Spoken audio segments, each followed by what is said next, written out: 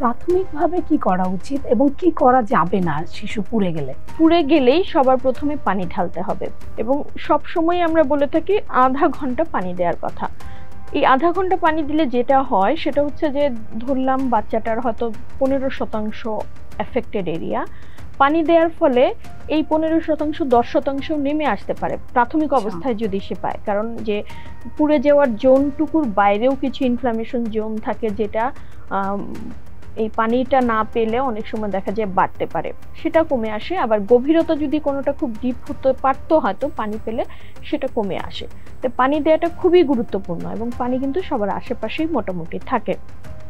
দ্বিতীয় যে জিনিসগুলো আমি বলবো যে করবেন না, তার মধ্যে একটা হলো বরফ দেবেন না, দ্বিতীয় হচ্ছে ডিমের কুসুম দেবেন না, তৃতীয়ত হচ্ছে আমরা গোবর পর্যন্ত দিতে দেখি এরকম, বা জিনসেন ভালেট বিভিন্ন ধরনের জিনিসপত্র দেয়া, টুথপেস্ট, লবণ। টুথপেস্টটা দেয় ওই যে সাময়িকভাবে একটা মেন্থলের প্রভাব থাকে অনেক সময়, সেটার জন্য ঠান্ডা অনুভূত হয়, এর জন্য দিতে পারে। এগুলো সব কিছুই আমরা দিতে মানা করি, শুধু পানিটাই বলে। পানি দিলে কিন্তু তার আরামও লাগে। এবং পুড়ে যাওয়ার পরে এই পানি দিয়ে ওই জায়গাটা পরিষ্কার কোনো কাপড় দিয়ে ঢেকে চিকিৎসকের কাছে যাওয়া উচিত।